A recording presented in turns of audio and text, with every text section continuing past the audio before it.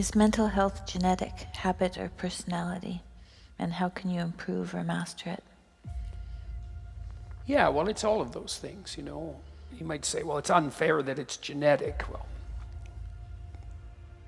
look, we all have different temperaments, okay? There's 5 dimensions of temperament. Extroversion, that's sensitivity and threshold for positive emotion. Neuroticism, that's sensitivity and threshold for negative emotion. Agreeableness, that's kind of maternal compassion and empathy versus a kind of tough, more individualized, what would you call it? Decisiveness. Yeah, good. Conscientiousness, that's dutifulness, industriousness and orderliness. Openness, that's creativity and interest in ideas. 5 dimensions. Okay. Where you land on those dimensions is determined to a large degree by the genetic lottery.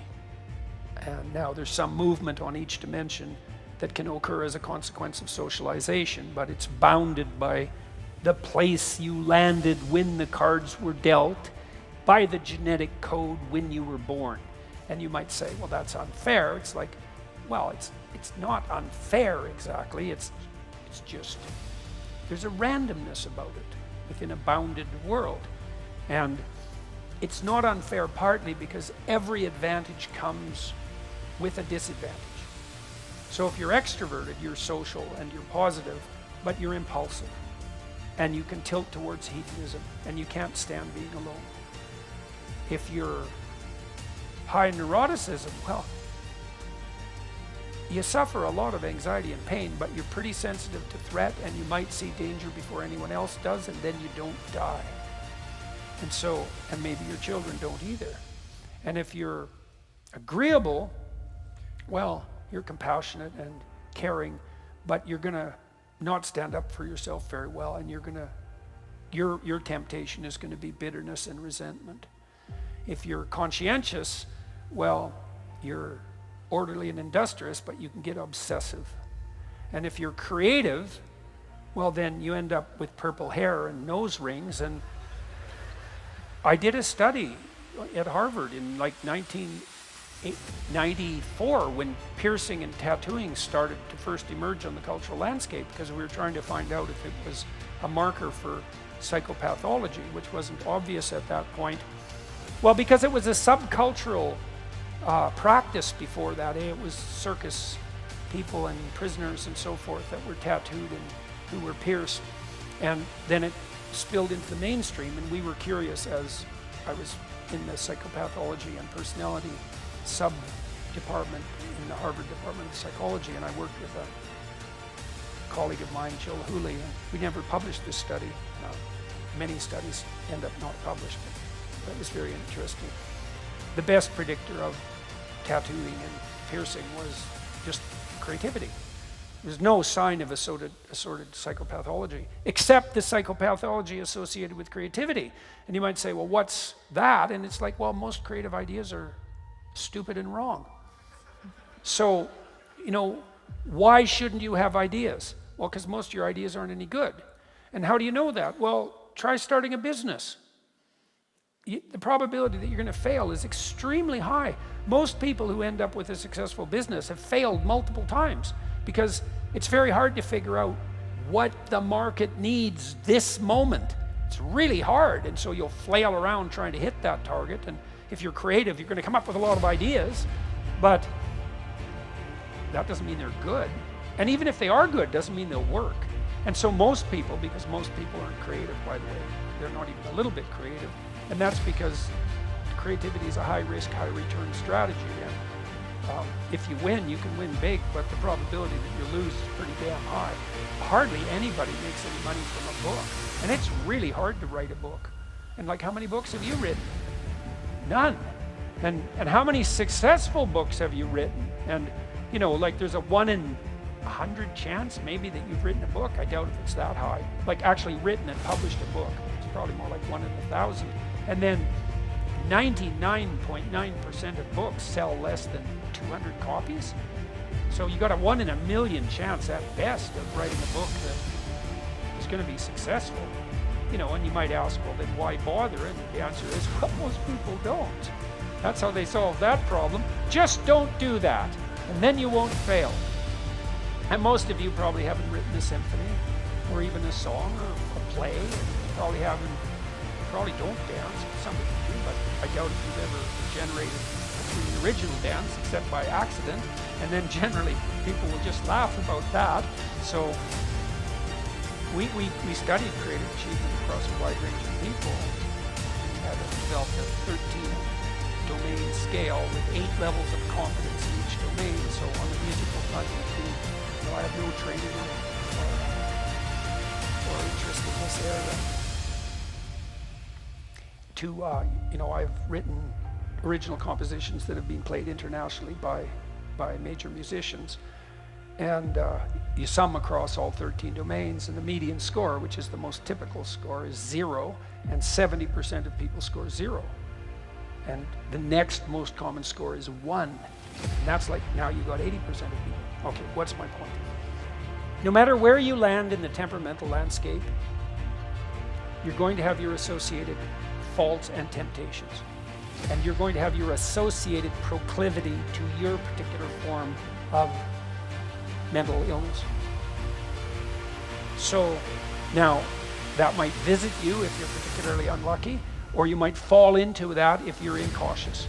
But you generally don't get an advantage without an attendant disadvantage. So that's on the genetic front, and then there's environmental variability, for sure. You can take a neurotic child, the studies have already been done on this, so some children by, let's say 2, although you can actually measure this by 6 months. So imagine you have a child in a room, lab, and his or her mother is there, and the mother is sitting, and the child's here, and then a little wheeled robot is remote controlled in by the experiment. Well, some kids will just run right over and engage with the robot, and other kids will hide behind their mother and then sort of peek out. And the ones who hide are higher in negative emotion. And then if it's a baby-eating robot, they're not dead, so that's their strategy. Whereas hey, your kids are going to go play with a strange dog at the playground, or not. And sometimes that's real fun, and sometimes it's no fun at all. And sometimes it's the kid who's hiding behind his mother's legs that doesn't have his face torn off by the pit bull. So there's variability for a reason, and then the more neurosis prone, the more kids more prone to negative emotion, they're going to suffer from a higher proclivity for depression and anxiety later in their life, and that's the price they pay for their threat sensitivity. But if you take those kids and you really encourage them to explore voluntarily instead of facilitating their proclivity to hide themselves, you can tilt them up into the normal range for negative emotion. And those studies have already been done. And so you're never going to take a kid who's really high in trait neuroticism and make them as low in trait neuroticism as someone, at the 99.9th percentile genetically. You just can't. Maybe you could do it if you did nothing else than train that child like 12 hours a day for 10 years. But you can shift people a fair bit. And if you're introverted, you can learn extroverted skills. And if you're agreeable, you can learn to stand up for yourself. And if you're unconscientious, you can learn to discipline yourself, although that's a tricky one. Because you usually don't have the discipline to discipline yourself if you're unconscientious. So, and then in terms of habit, well, you become what you practice. And so if you're high in neuroticism, it's going to take a lot of practice to get you all calmed down. But that's what you do in psychotherapy with people all the time, because a large number of people who are in therapy have higher than average levels of negative emotion, and you help them become stronger. And the way you do that is by strategizing with them and encouraging them to confront the things that they're afraid of and avoiding, and they become more able and more courageous as a consequence of doing so. And you can shift people quite a lot doing that, and that's what you do when you learn, and that's how you teach kids. And it's the universal mechanism of adaptation. You try to speed that up in psychotherapy, and you can do that for yourself, like this is a really useful ritual, routine. So look, you got a goal, and you'll see that as you progress towards the goal, there'll be obstacles that emerge, and some of them you don't want to confront. You're going to shy away from them. So maybe I have a client and they're being tyrannized at work and they need to get another job. And to do that, they have to put their CV in order, and they're embarrassed about their CV, and they don't even want to open the file on their computer that contains their CV, which they haven't looked at for 10 years, and which contains nothing but a record of their dismal failures in the past, as far as they're concerned. And that's a box that's locked, that's Pandora's box, with a dragon in it, and they don't want to go anywhere near it. And no wonder, you know. But if they're going to get another job, well, unless they get their resume together, they're stuck under the thumb of their local tyrant, and that's not a good deal. And so often what you do with someone like that is you say, just print your resume. Don't even look at the bloody thing. Just print it, turn it upside down, put it in an envelope, and bring it to the session the next week. And then the person will come back and say, you know, that task that we agreed on, because you have to agree on these things, I didn't do it. I couldn't even sit at the computer. And so then you say, well, do you think this week you could just sit at the computer and think about opening your resume? And they might say, yes. And then they come back the next week and say, you know, I didn't even sit at the computer and think about my resume. So then you say, okay, we'll do it right now. Okay, close your eyes. Okay, now, imagine your computer. Bring it to mind as vividly as you can. All right, now, imagine you're walking into your room, and now the goal is to sit at your computer. So now why don't you tell me what happens? So imagine your office. Okay, now you're walking in. Now tell me what happens. You're going to walk towards your computer. Just describe it. I'm just gonna sit down. Okay, and how are you feeling? Oh, well, you're not in this particular example. No, you mean terrified out of your skull. Oh, you want me to be terrified? Yeah. Oh, okay. You didn't say that. She's not very high in neuroticism, by the way. As you can tell, because she's married to me. So, okay. So I'm terrified. Okay, so what's happening? Good. So what's happening with your breathing? Shallow. Okay, so try to pay attention to your feet. They're twitching. They're twitching. Yes. Okay, so just try to let them kind of sit heavily on the floor. Now pay attention to the calves. Let them relax. Then you walk the person through the floor. Okay, now pay attention to your breathing. Just relax. Now you don't have to do this with people, but it's a good thing for them to learn. Okay, now, so how are you feeling? Well, by the way, you're feeling slightly better. I'm feeling slightly better. Yeah. Okay, good. Now, imagine that you just turn on your computer. Okay, so what happens when you just turn on your computer?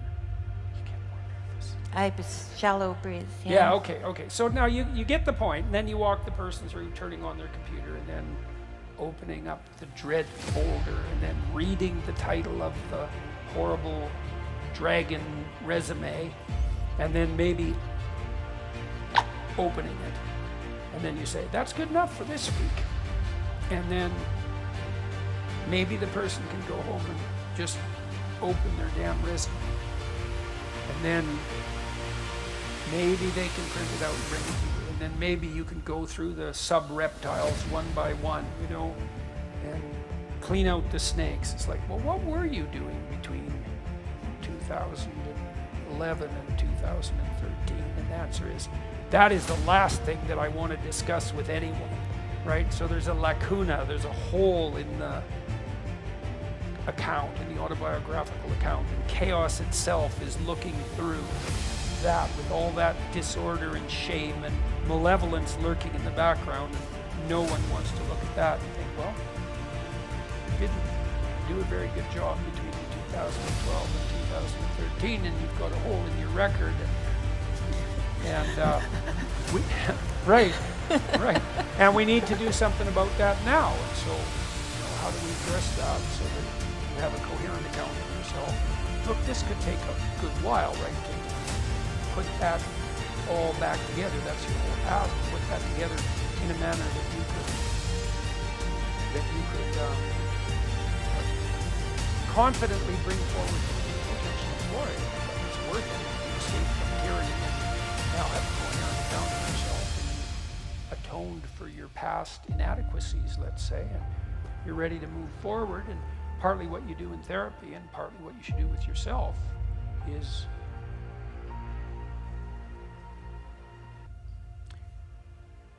not hide all that in the fog, so you know where you are, so you can figure out where you're going, and then practice doing that. And then as you practice doing that, then that's what you become, and that will lower your proclivity to negative emotion, definitely, as you put your life together. That's why it's useful to order your room. Chaotic room makes you anxious. Why? Too many pathways, man. You walk into someone's room and you think, what the hell is going on here? Maybe that's your teenager's bedroom. And you've pretty much summed it up in the question. It's like, yeah, it's a little slice of hell in that room, And how do you feel when you're there? Like you'd rather be anywhere else. And no wonder, because everything in the room is broadcasting chaos and disorder at you. So that's another thing I used to do with my clients, typical behavioral maneuver, which is, if you're anxious, organize your surroundings a bit. Simplify, declutter, organize, bit by bit. Order, habitable order. The habitable order that is good.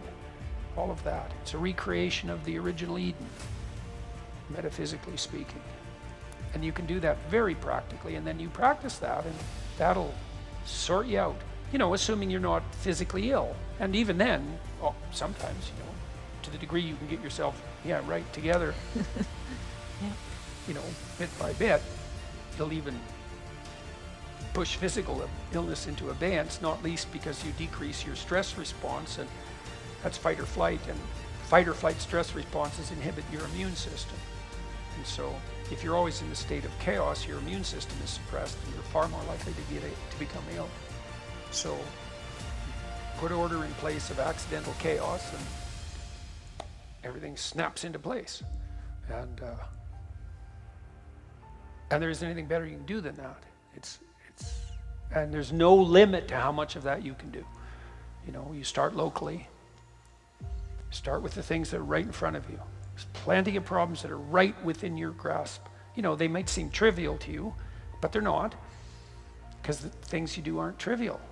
And that's just where you have to start. And then, once you got yourself kind of ordered locally, well, then start making your relationships harmonious. And once you're good at that, then you got a whole group of people around you that are behind you, and then you can expand outward from there. There's no end to that. That's the opportunity and responsibility.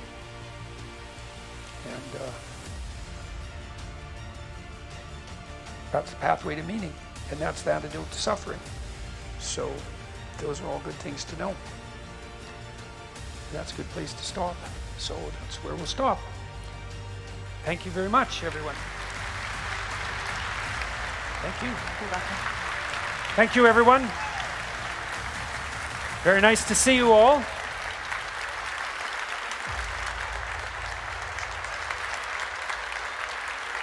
Thank you. Good night, everyone. Pleasure to be here. Thank you. Thank you, Tim. You're welcome. Good night, everyone.